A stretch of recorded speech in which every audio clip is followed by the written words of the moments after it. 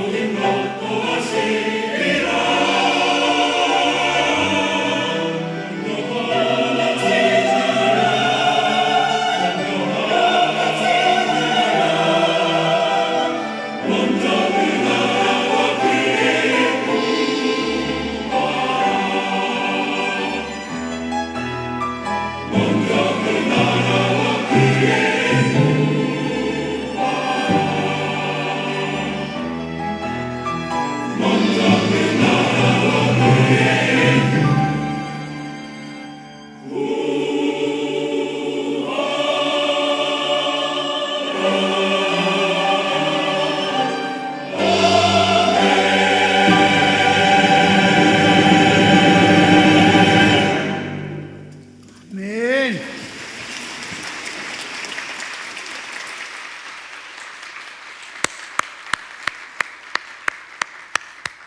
하나님, 항상 반복되는 기도입니다마는 그래도 예배 때마다 그것은 확인되어야 하기 때문입니다. 주님이 말씀하셨습니다.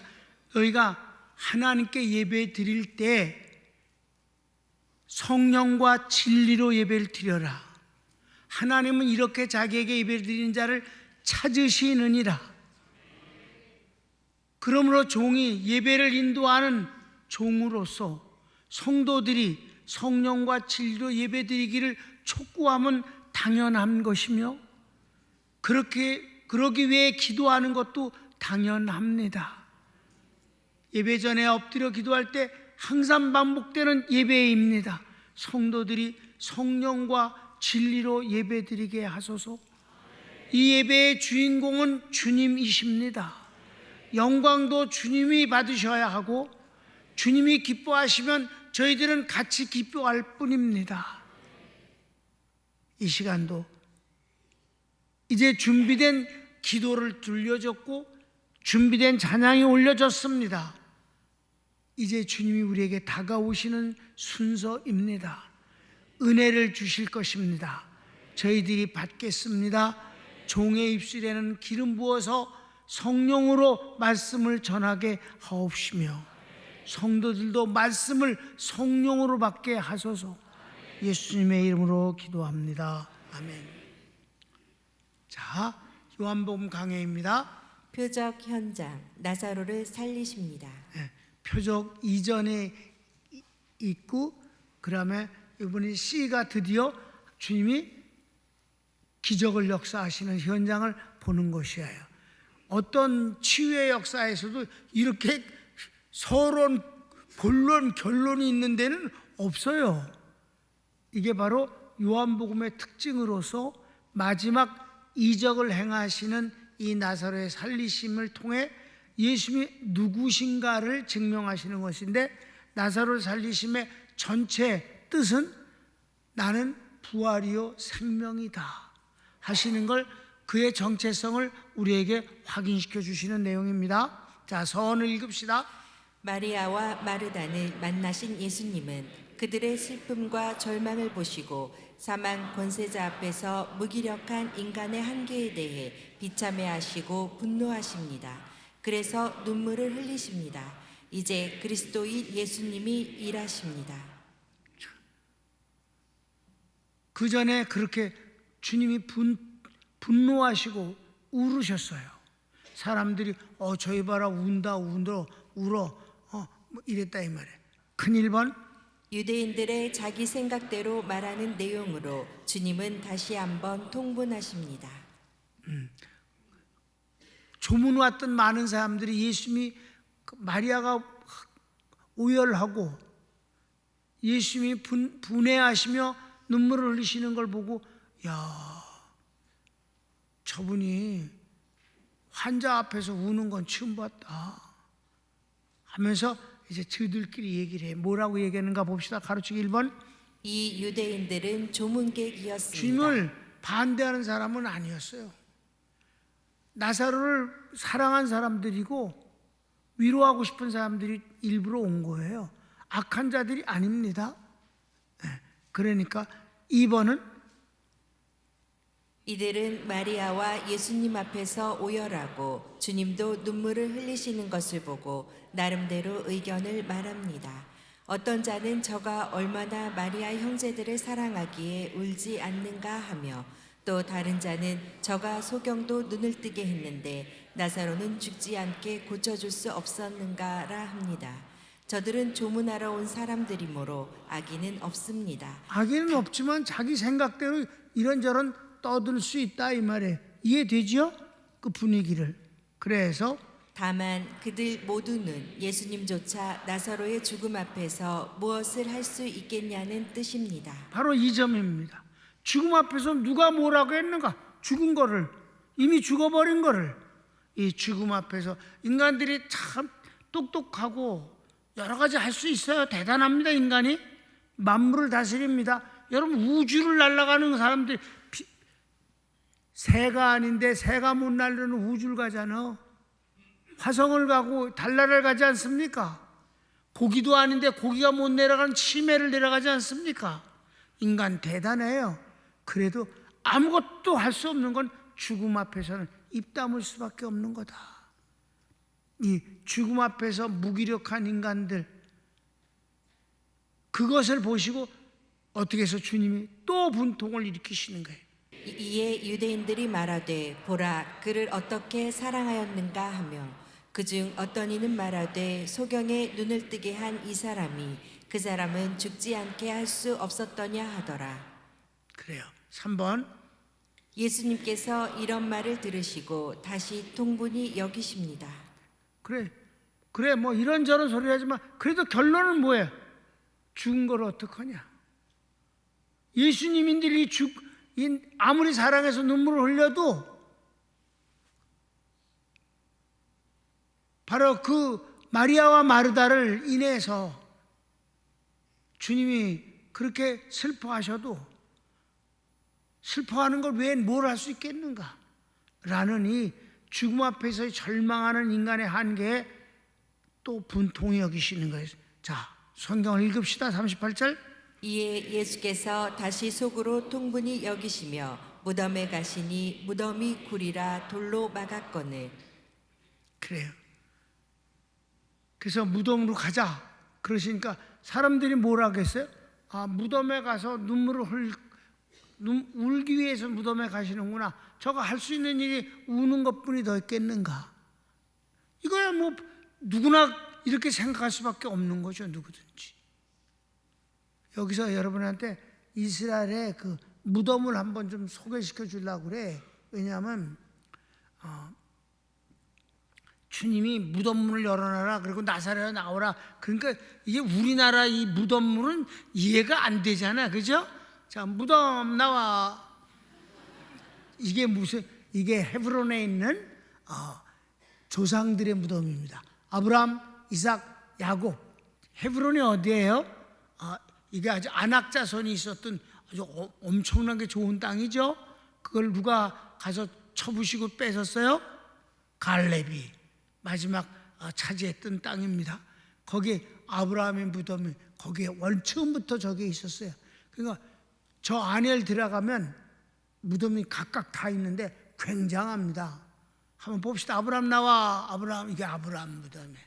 아브라함. 그냥 굉장하다 이렇게만 생각하고 지나가. 그 다음에 또 딴 거 있지. 이삭, 야곱, 이삭 부부의 무덤이야. 그 다음에 야곱과 레아의 무덤이구나. 그 다음 내가 저기 몇 번이나 갔는데도 이제 알게. 그 그림이 누군지 몰랐었어요. 그 다음에 나사로는 이렇게 무덤. 예수님 무덤 왜 안 나오니? 아니 이거 예수님 무덤. 예수님 무덤이 있잖아. 어떤 게 진짜인지 몰라. 3개야. 진짜 그러니까 아주 나쁜 놈들이 장사 속으로 해갖고선 우리들을 이렇게, 저것도 예수님 무덤에 하나가 또 예수님의 무덤이야. 근데 어떤 게 진짜인지 몰라. 아무튼 아브라함부터 시작해서 이 예수님의 무덤이 저렇게 큰 거예요. 예수님의 무덤은 물론 교회에 많아진 않았지만 최소한 예수님의 무덤이라고 하는 곳에 2군데는 다 5층 고등부실 정도는 돼요. 그러니까 그거는 한번 이제 돌을 파서 무덤을 크게 만들자는 몇백 년을 쓰는 거야, 그 가족이. 그러니까 미라가 돼서 그대로 뼈가 그대로 있고 그 옆에 또 있고 그러니까 부부가 있고 또 자식들이 있고 쭉 해서 가족묘라고 보면 맞습니다. 네. 나사로의 무덤은 좀 거시기해. 내가 82년도에 히브리대 가서 공부할 때 그런 곳을 전부 찾아가 봤잖아요. 근데 지금 보여진 나사로 무덤은 내가 안 간 것 같아. 저보다 더 조금 초라하고 작아요.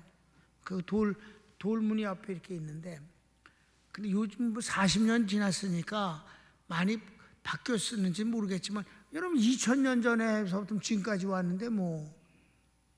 근데 저기서 그때 공부하러 간 성서 지리학을 공부했기 때문에 낮에는 이론으로 공부하고 오후엔 그 현장을 가서 답사를 하는 거예요. 그래서 확인하는 거예요.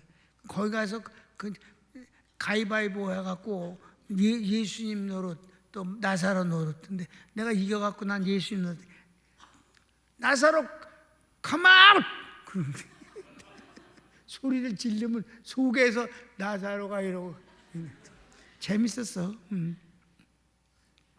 나사로의 무덤은 많은 사람이 들어갈 수 있는 무덤이 아니라 조그만 거예요. 조그매. 가난하니까. 근데 야 평토 무덤도 있지. 평범한 거. 저게 우리나라 무덤하고 거의 비슷하지? 속 집어넣고 저렇게 겉으로 해놓은 무덤도 있고요. 땅 속에 집어넣고 위에다 이렇게 이름만 하는 것도 있어요. 전 겉으로 올라온 무덤이에요. 근데 저런 무덤이 어디에 많으냐면 감람산에서 예루살렘으로 가는 길이 있어요. 그 감람산이 이렇게 이쪽이 베단이야. 베단에서 넘어가 감람산을 넘어서 이렇게 해서 다시 올라가면 거기가 예루살렘이에요. 근데 이 예루살렘으로 가는 이 길목에 저런 무덤이 쭉 있어요. 왜 유대인들은 그걸 왜 거기다 무덤을 하냐? 그리스도가 오시면 제일 먼저 부활한다고 생각을 하기 때문에 그렇게 무덤을 거기다 썼을 거예요. 에이, 무덤 얘기 너무 오래 한다. 그냥 지나가자. 그 2번 예수님께서 하나님께 기도 올리십니다. 예수님이 하나님께 기도 올리는데 뭐라고 가르치 1번 무덤 문을 막은 돌을 옮기라 하십니다. 성경을 읽을까요? 예수께서 가라사대 돌을 옮겨 놓으라 하시니. 왜냐하면 사람이 안에서 나와야 되니까 안에서는 못 열어요. 왜? 이렇게 구멍에다가 덮어 씌우는 문이기 때문에 안에서 못 열어. 이쪽에서 여는데 혼자서 못 열어요. 두께가 있는 큰 문이니까 여러 사람 남자 3-4명이 굴려서 옆으로 열게 돼 있어요. 그러니까 문을 열어줘라. 2번 마르다가 갑자기 돌 옮기는 것을 저지하려 합니다. 39절 하반절인데 읽읍시다. 그 죽은 자의 누이 마르다가 가로되 주여 죽은 지가 나흘이 되었음에 벌써 냄새가 나나이다. 그러니까 마르다의 믿음은 아주 깊이가 없어요. 나를 믿는 자는 죽어도 살겠다고 그러지 않았어요. 주님이 이것을 내가 믿느냐 믿나이다. 주님은 그리스도시고 하나님의 아들이심을 이랬어요. 성령께서 그 일을 도와주셨어요. 그렇게 고백해서. 그런데 주님이 실제 살리시려고 하니까 왜 그러세요? 아니 무슨 일을 벌리시려고 그러세요? 벌써 나흘이라서 벌써 시체가 썩어서 냄새가 납니다. 이랬다 이 말이에요. 그랬더니 주님이 뭐라고 하셔요? 예수님께서 마르다에게 꾸중 섞인 말씀을 하십니다. 꾸중을 하면서 뭐라고 말씀하셔서 성경을 읽읍시다.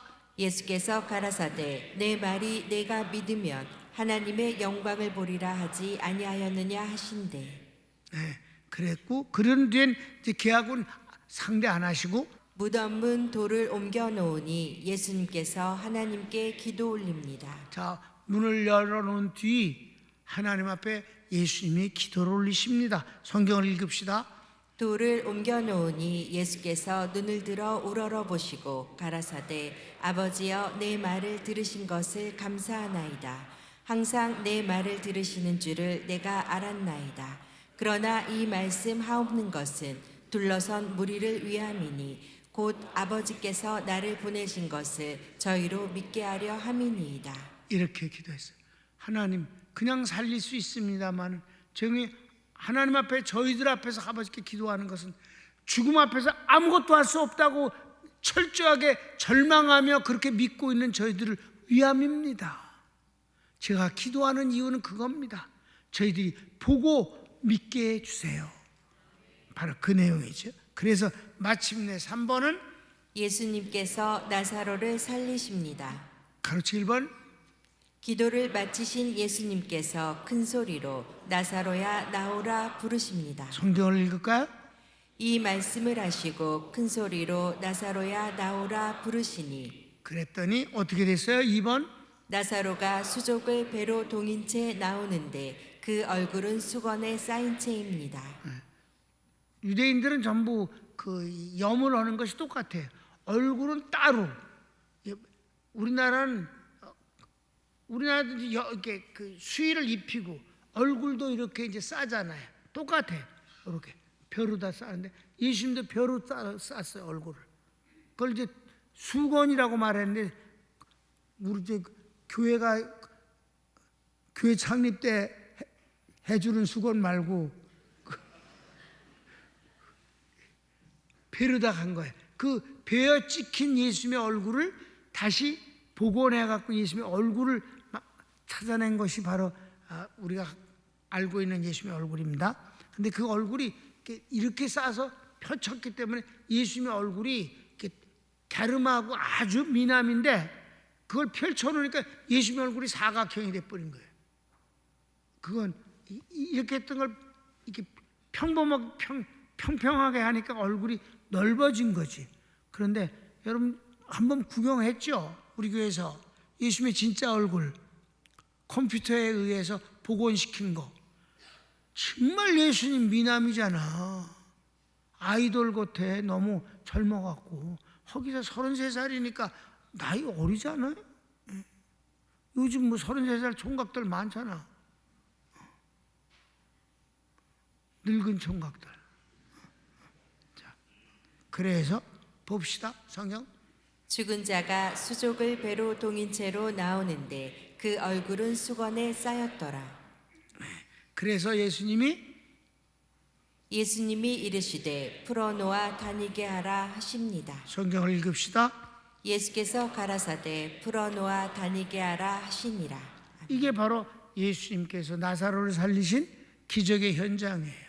예수님이 죽은 자를 살리실 때 회당장 야이로의 딸을 살리실 때는 아무도 가까이 오지 못하게 다 나가라 그러고 주님이 그 소녀의 손을 붙잡으시고 달리다금 소녀야 일어나라 하니 그가 살아났습니다. 아주 심플하고 그리고 그냥 간단했습니다. 성경은 더 이상 아무 말도 없었습니다. 그 다음에 나인성 과부의 아들을 살리실 때 땅에 묻으려고 아주 가난한 집에 오직 이 과부에겐 살 이유가 이 아들뿐이 없었어요. 근데 이 아들이 죽었기 때문에 정말 절망 속에 이제 묻으러 갈 때 주님이 그 슬픔을 보시고 장례 행렬을 멈추게 하고는 청년의 손을 잡아 일으키심으로 저가 살아났습니다. 간단했습니다. 그런데 나사로는 뭐가 이렇게 복잡하고 퍼포먼스가 굉장해 그냥 왜 그랬을까? 죽음 앞에 사망 권세 잡은 자 마귀 앞에 아무것도 할 수 없는 나약한 인간의 모습에 주님이 통분히 여기시면서 눈물을 흘리시면서 마침내 살려주심으로 주님이 부활하시고 그리고 생명이심을 그걸 우리에게 주시는 분임을 증명했다. 결어를 읽고 마칩니다. 이렇게 예수님은 죽은 나사로를 살려주시고 나사로는 살아났습니다. 마리아와 마르다는 기쁨과 놀라움을 감당치 못하고 이런저런 소리를 하던 유대인 조문객들은 그 입을 다물었습니다. 요한복음 11장 25절부터 26절까지에 예수께서 가라사대 나는 부활이요 생명이니 나를 믿는 자는 죽어도 살겠고 무릇 살아서 나를 믿는 자는 영원히 죽지 아니하리니 이것을 내가 믿느냐. 예언의 말씀은 응답되었고 예수님은 그리스도이며 믿는 성도에게 부활의 생명을 주시는 분임이 확증되었습니다. 할렐루야. 아멘. 손을 모읍시다. 주님이 나사로만 살리시는 게 아니에요. 장차 우리 죽을 몸도 살리십니다. 그렇게 살리시는 것입니다. 여러분 믿으시기 바랍니다. 다 같이 주여 한번 부르고 기도합시다. 주여